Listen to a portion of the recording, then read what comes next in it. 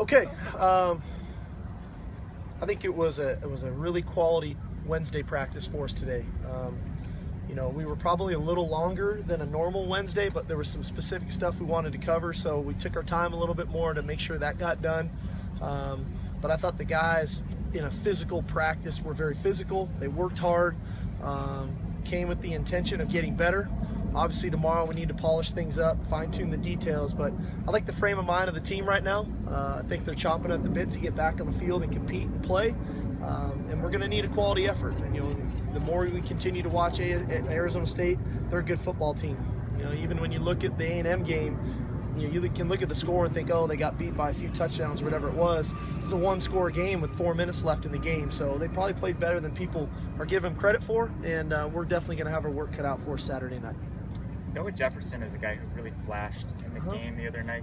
What have you seen out of him, and can you see him playing more than he has? Well, he's a guy who's developing at the position. You know, he didn't play much defensive line in high school. You know, he was a tight end that we recruited as a defensive lineman, knowing that that's what his future would be.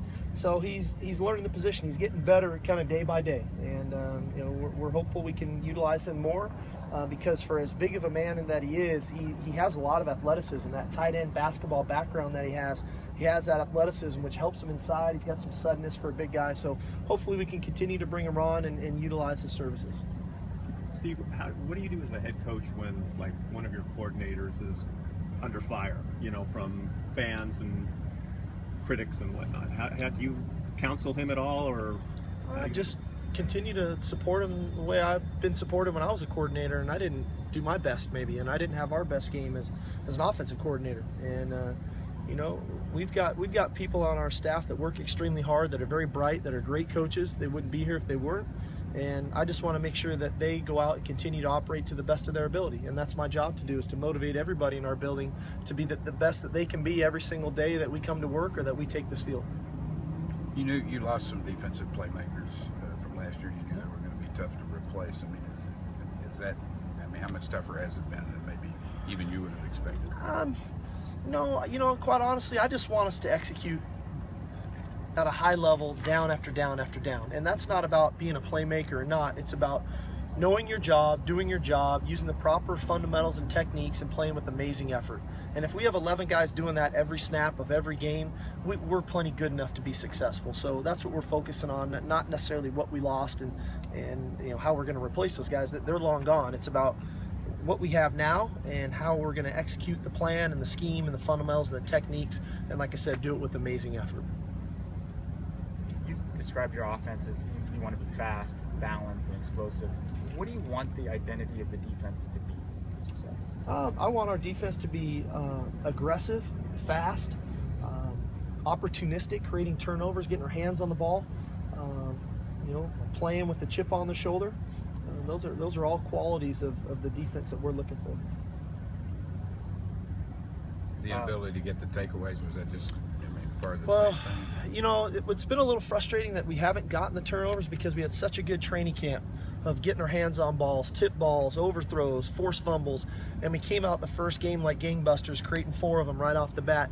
And now we've gone 8 straight quarters without creating a turnover, and so that there is some level of frustration there, because I know we can do it. I've seen us do it, and for us to become the team that we want to become, creating turnovers has to be a piece of that puzzle. And so we're emphasizing it. You guys probably saw us emphasizing it today in the start of our individual drills, our turnover circuit. So you know, it's going to be a big factor, and the really good teams create turnovers and they take care of the ball.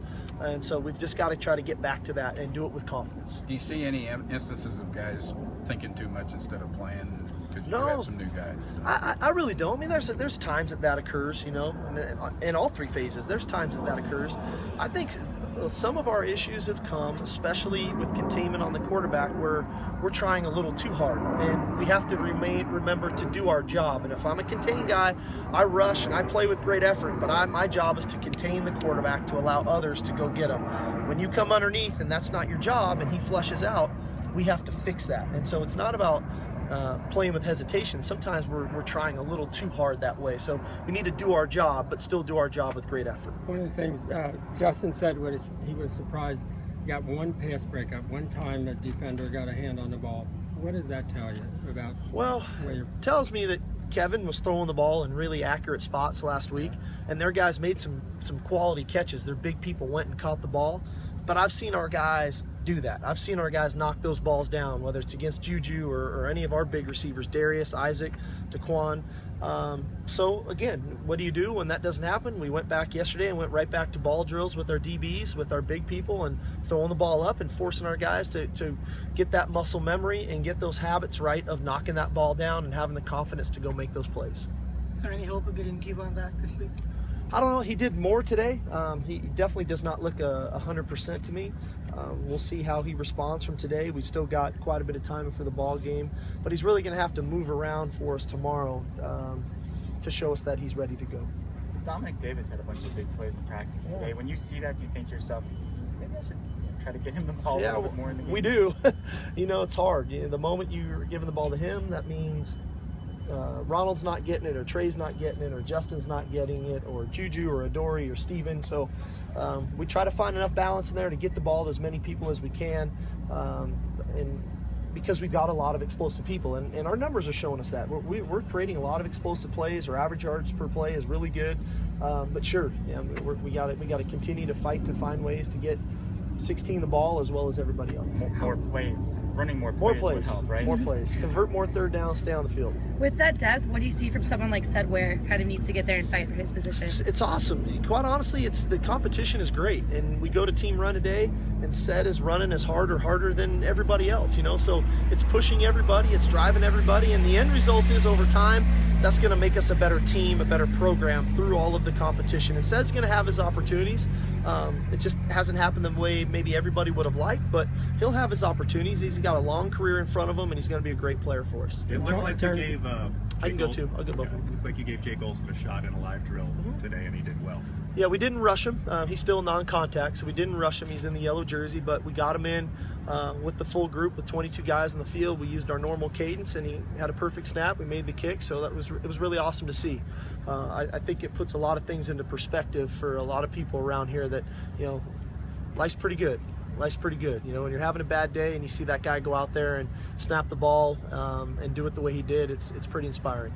Do you think if and when you ever use him in a game, Steve, will you have that kind of scripted in your mind of how it's going to happen, or do you think it's just going to be something that'll happen? No, I think at that point we're going to have an agreement. I think with our opponents, and it'll be a mutual agreement, with them and with us. And when the timing's right, I'll make that call. It'll be a great story for everybody involved. I think just from a sheer sportsmanship standpoint, it sends a tremendous message for college athletics.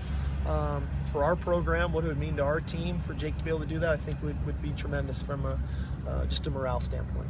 Go ahead, Dan.